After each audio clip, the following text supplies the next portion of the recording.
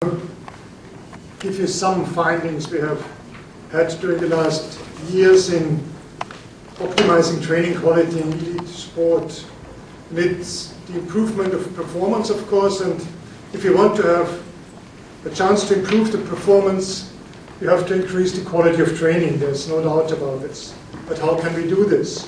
If you want to increase the quality of training, we are very much convinced that you have to follow two very important principles. The first one is the principle of specificity, and the second one is the principle of individuality.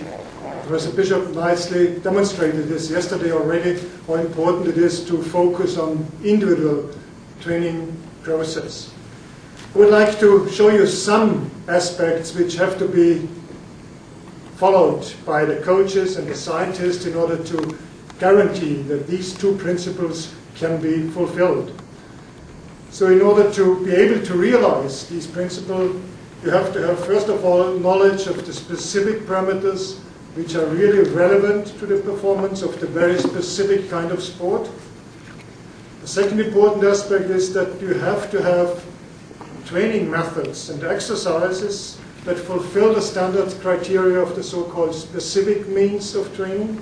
Specific always means sport-specific in the specific age of the athletes. And third, an important aspect these days is that you should try to develop some models which allow you to get talents for the specific kind of sport and talents at the right age with the right methodology to get them. I want to give you some examples on these three aspects demonstrating the research we did on this. The first one is to find performance-relevant parameters, which is relatively easy in situations which are standardized. But it's very difficult if you go into the field, in the open sport, like alpine or Nordic skiing.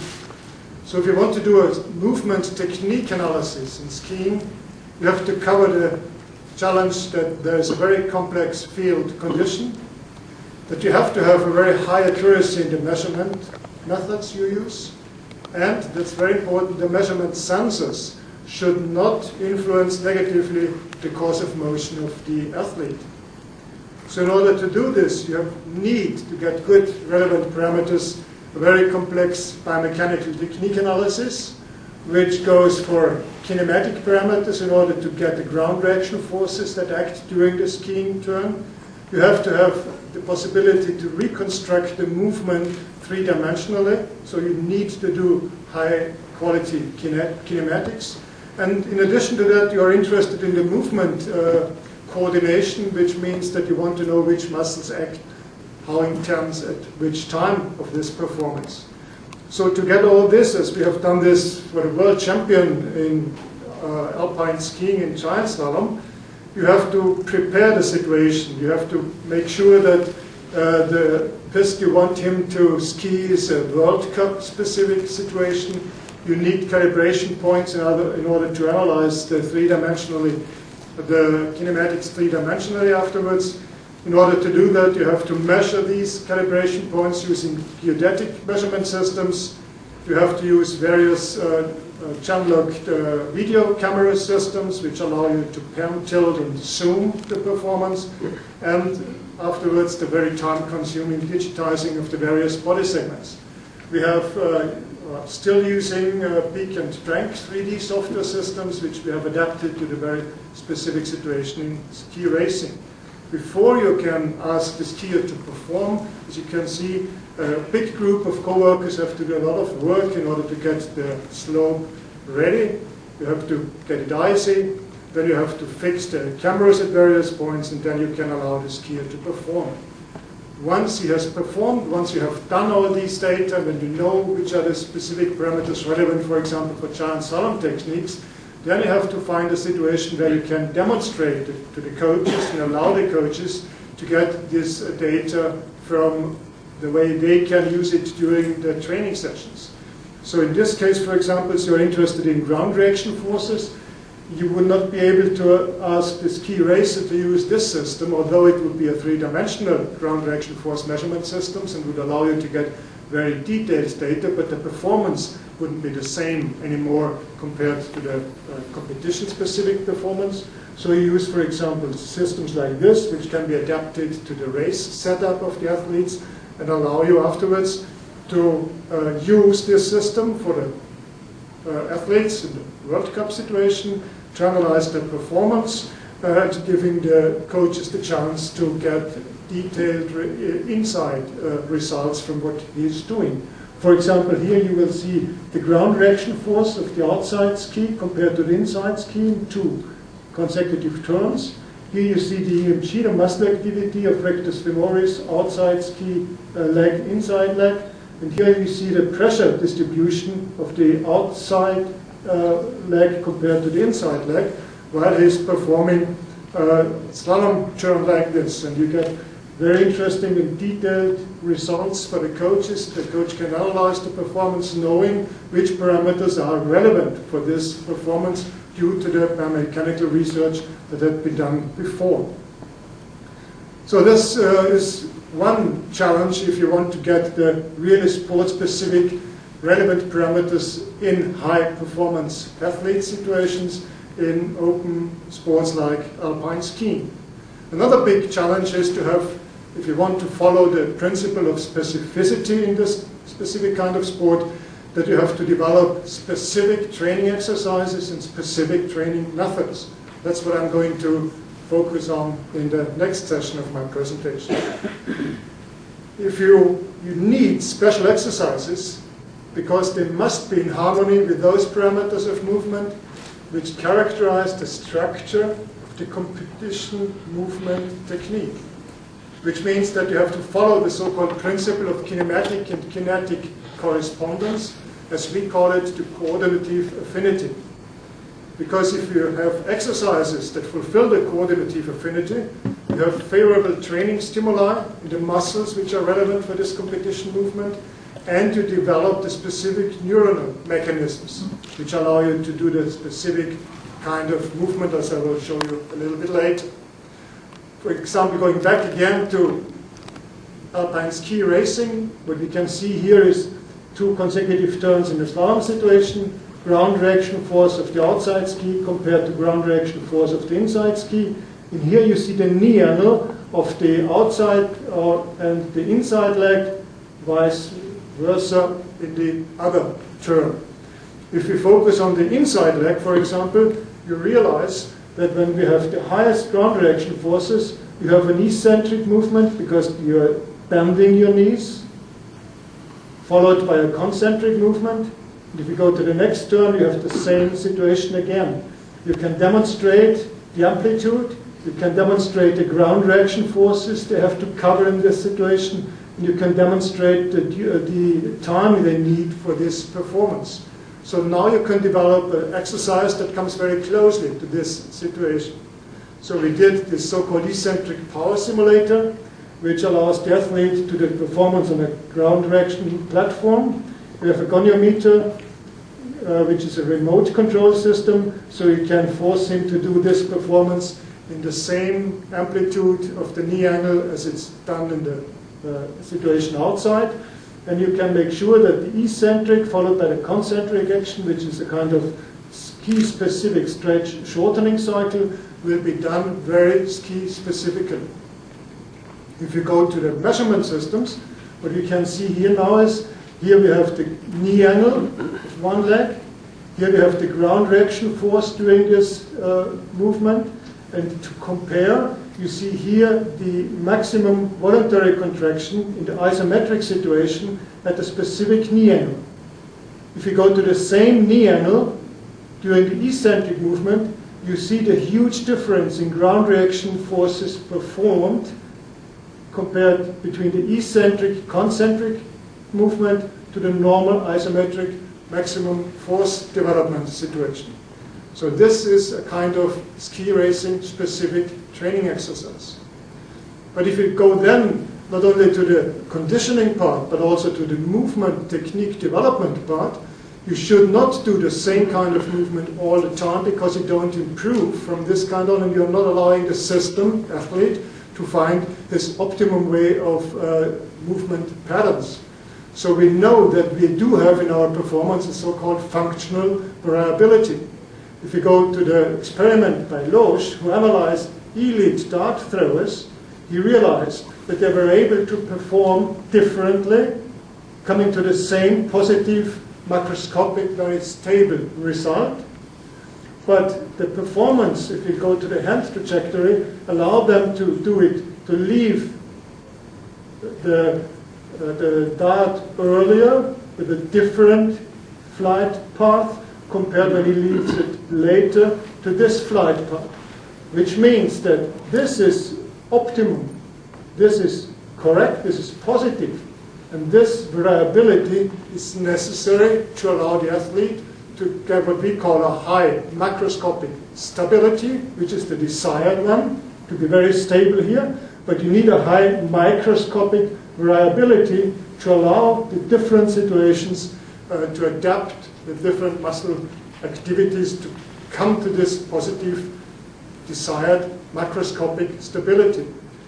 If we go to different kinds of sports, for example, to track and field 100-meter sprint results, you would imagine that this world champion here in this high velocity area is doing the same stride by stride. And you think there's no variability, there's only stability. If you go into the details of this situation, you follow the idea of Bernstein's approach of coordination. What we find is that you have a very stable, macroscopic, for example, ground reaction force development from step to step or ski turn to ski turn. But we know that we have from each step to the next one different so-called reactive phenomena. We have different gravitation, we have different inertial forces. The stored energy in the muscles and tendons are different from stride to stride. So in order to do that, you have to make sure that this is stable, but you have to have a high variability in the sum of all muscle activities during this performance. And the athlete has to be able to do that differently in order to be stable on the macroscopic level and variable on the microscopic level.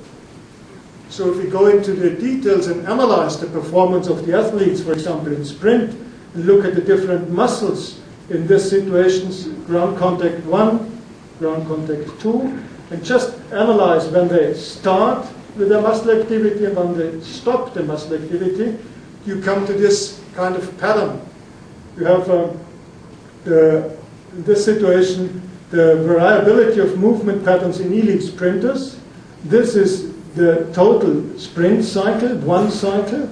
This is the airborne phase compared to the ground contact phase. And these are the different muscles, gastrocnemius, tibialis, biceps, and so on. And here we have measured the beginning of their activity and the end of their activity. Beginning, end of 10 consecutive cycles and 5 world-class sprinters who were able to run the 100 meters in 10.0 seconds. What you can see is that there's a kind of movement pattern of this stride, but you also realize the high standard deviation, which is a different word for the high variability on the so-called microscopic level, as we call it. High variability, but still a stable overall movement pattern.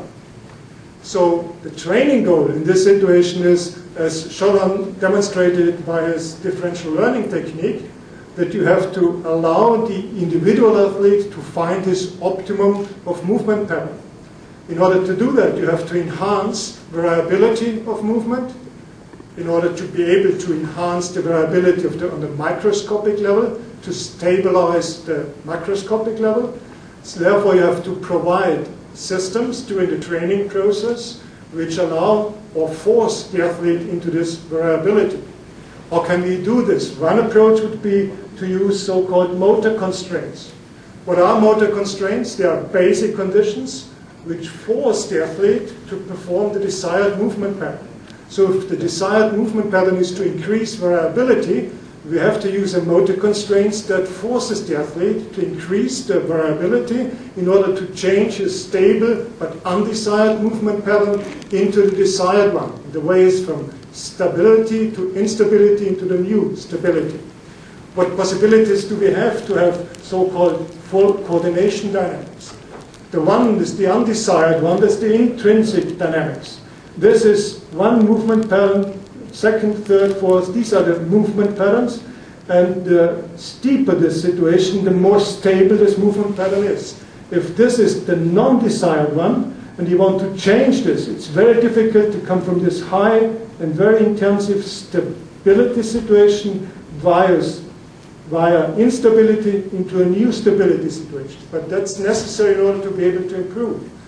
One possibility is to use the so-called intentional dynamics. The coaches tell you what you have to do, you try to do it, but it doesn't work all the time. So the third possibility is to use extrinsic dynamics, to use a system, for example here in skiing, which forces the athlete to do this in the way you want him to do it. So if you use normal skiing all the time for an elite skier, he doesn't have the desired amount of variability on the microscopic level.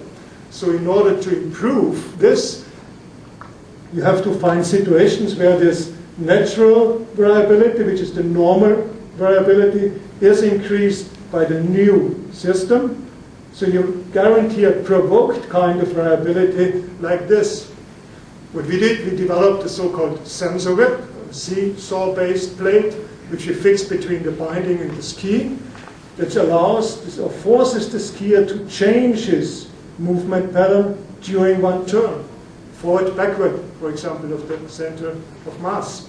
So we use systems like this with two springs, or a backward fixed situation, or forward fixed situations, and go into the training with these athletes, which allows many variations.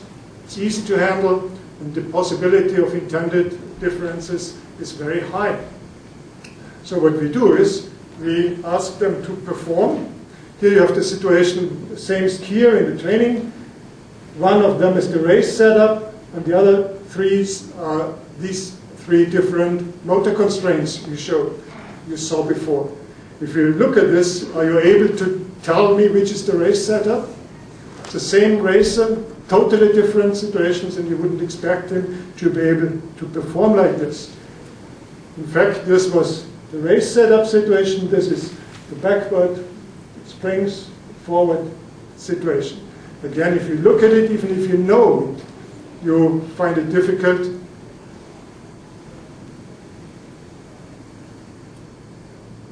Even the computer finds it difficult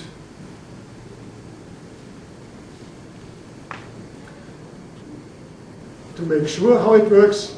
But even if you know which system is used, you find it difficult to clearly demonstrate and show us what is the difference. We did a lot of measurements on this and could nicely show that using this constraint, you can find the necessary variability you're looking for. Let's go to another aspect, principle of specificity. In training, you need to have the right training methods. For example, one important aspect at the moment is the endurance training in game sports, like soccer, basketball, or similar sports. And recently we have read a lot of papers in the worldwide literature showing that this can be done nicely if you use the right training method. So in soccer, for example, we have a very high demand on aerobic capacity, demonstrated by Helgerud and other colleagues. The international elite soccer players have to have about 70 milliliter per kilogram a minute of VO2 max in order to be able to perform on this high level. The problem is that soccer-specific performance-related parameters are very, very complex. You have to train a lot of different parameters that are relevant for this kind of performance. So soccer-specific endurance training must not be very time-consuming, otherwise the coaches wouldn't use it anymore. So one method that has been developed recently is the so-called high-intensity aerobic training, the HIIT training.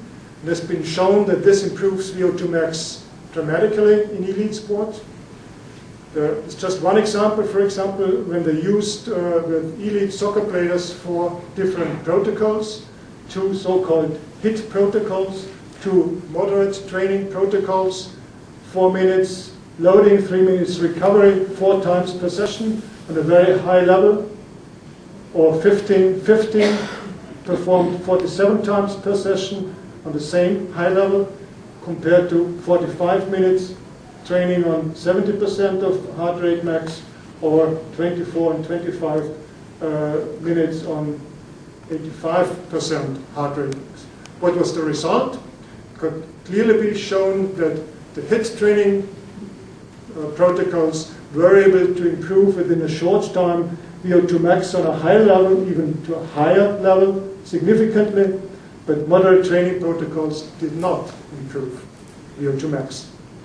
So the most successful strategy was this one, warming up, then 4 minutes loading at 90 to 95% of maximum heart rate, 3 minutes recovery on a high intensity level of 70 to 75%, and this performed 4 times per session, and the cool down part afterwards. So we know that this works, but if we go to the coaches and discuss this and tell them how easily it can be done, they tell us we don't want to do too much of it, because very important these days is a high speed during sprinting, and this is even more important. So we know that there is a concurrent problem, and it's interference between endurance training and sprint training.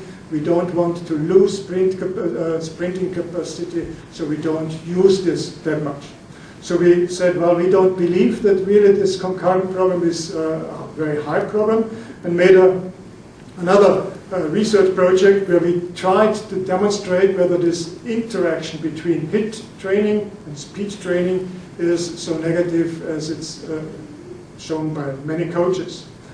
What we did, we had under 17 soccer academy players. We had 2 groups, the endurance HIIT group and the sprint group. We did 10 and 20 meter sprint tests. We did 5 time 10 meter sprint test, which is a soccer specific test, and we measured the VO2 max. The test design for the HIIT group was, as I've shown you before, 14 HIIT sessions within 2 weeks. 1 session the first day, 2 the second, then 2 days off. The same situation again, and we used the 4 time 4 3 minutes protocol as I've shown you before. Important is again that you use specific kind of training exercises, and you have to do it soccer specific in this situation, and you have to guarantee that during the loading phase the amount of intensity is given you need to improve VO2 max. So small-sided games, as we all know, is very effective for this. 2 against 2, 3 against 3, or 2 against 2, focusing on the 2 of them. Different sizes of soccer field, different coach, or not different, a very high coach motivation is necessary, high instructions, and you have to control it, for example, using heart rate or lactate. If you use this, you can be successful. We did the second group, that was the design of the sprint training group. First day, second day, 1 day off, first day, second day, and so on. 1 session per day, 2 sessions per day, in total 12 days of sprint training, and the same amount of training sessions as the HIIT group had. The results, we nicely could show that you were able to increase VO2 max using the HIIT protocol significantly, again by about close to 7%. We did not have a negative or a positive influence by the sprint group on the VO2 max. When we went to the 10 or 20 meter results, we saw similar situations, a highly significant improvement given by the sprint group, but no negative interference in the high aerobic group. And it was even better when we looked at the 5 time 10 meter sprint situation, the sprint endurance situation, if you want to call it like this. We saw a highly significant improvement by the HIIT group and only a tendency by the sprint group.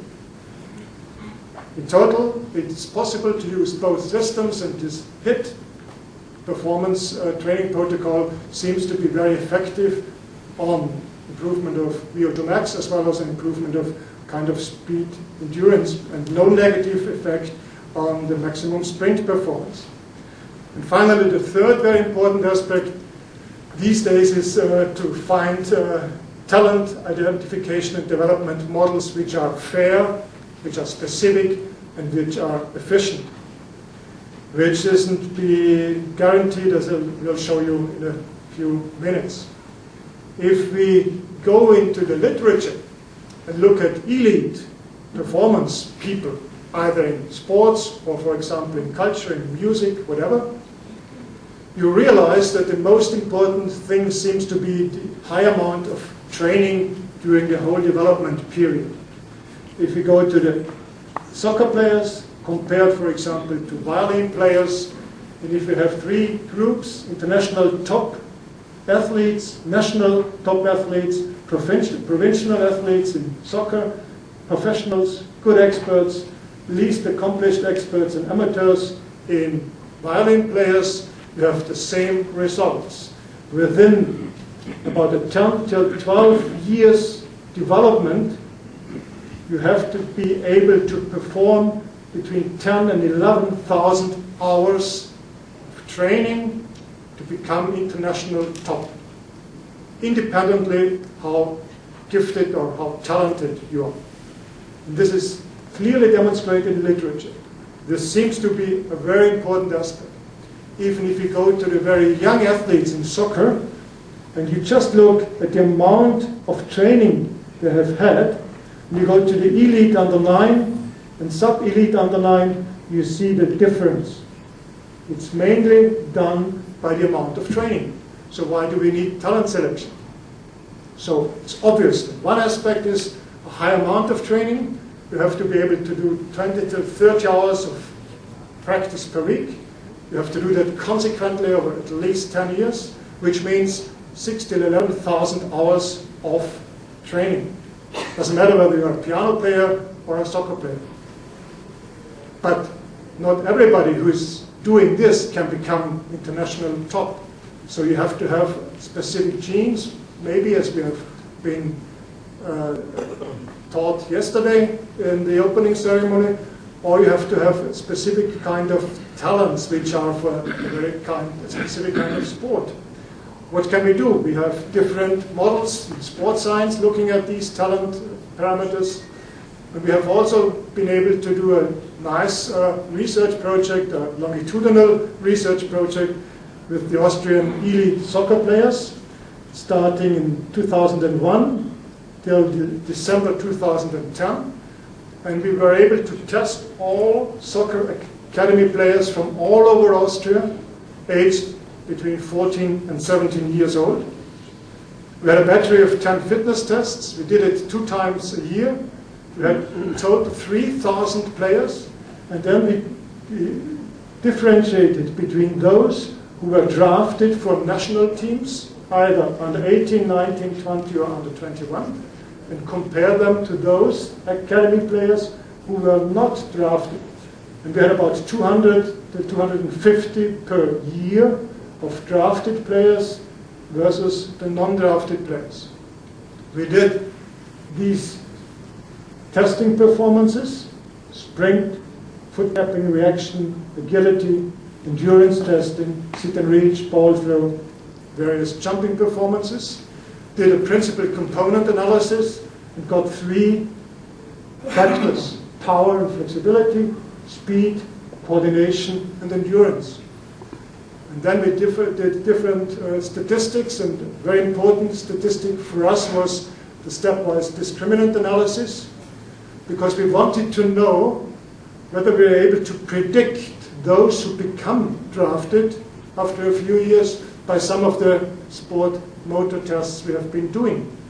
And interestingly, if we go to the 14, 15, 16, or 17 years old, we were able to demonstrate that using just 3 of those tests allows us to predict between 63 and 66% of the drafted players, which is a high amount of variance that can be explained and which is very relevant for a specific talent identification model you can use, for example, in this kind of game sport as it's soccer. But there is also a negative aspect. We have to look at it very seriously in order to be able to be fair to our young athletes. That's a so-called relative age effect. It has been shown in various papers the last 5 or 6 years that the season of birth distribution is relevant whether you become top or not. If you go, for example, to the tennis players, elite tennis players, and then you have a selection day, let's say that's the 1st of January, those who were born on the 1st of January are able to come to the next group, the under 14 or the under 15 national team, for example. So if you go to those players who are born in the first quarter of this selection year, that would be the first 3 months, for example, if the 1st of January would be the selection day. Then you have the 2nd, 3rd, and 4th quarter. And what you can see is that in elite tennis, 30.8% of all elite players were born in the first quarter of the selection year, compared to only 17% in the 4th quarter. So you have to be gifted, lucky, that your parents have born you in the right month in order to become an elite tennis player. But that's not only in tennis, it's even worse in soccer. Recently it has been shown that in elite soccer in England, the Premier League, 6,000 Academy League players between 9 and 60 years old were analyzed, and it could be shown that close to 50% of them were born in the first 3 months of the selection year. And if you go to international soccer play, you have the same, even higher problem. If you go to England, France, Germany, Italy, Netherlands, Spain, you look at those who were born in the first 3 months compared to the 9th and 12th month of this year, you realize the difference is between 45% compared to 9%. This is not correct. This is not fair. This is, from the ethical point of view, discriminating. We should not do this. We cannot allow this. And this is not only in game sports, as we know now. We have just recently done a study on alpine ski racing, and you get the same picture. If you go, for example, to the juniors, to the world top athletes between 17 and 18 years old, you have 36% of them born in the first 3 months, and only 15% of them born in the last 3 months. So if you really want to do sport with our young kids, which is very important, to give them a chance to become good performers, you have to be fair to them. And we are not being fair to them at the moment. Nowhere in the world, no kind of sport does not have this relative age effect. So we have to work on this, and we know that especially the chronological age, the biological age seems to be a very important aspect for this, but we have to find the mechanisms which are responsible for that in order to be able to improve this talent selection models. So in this case, thanks very much for your attention.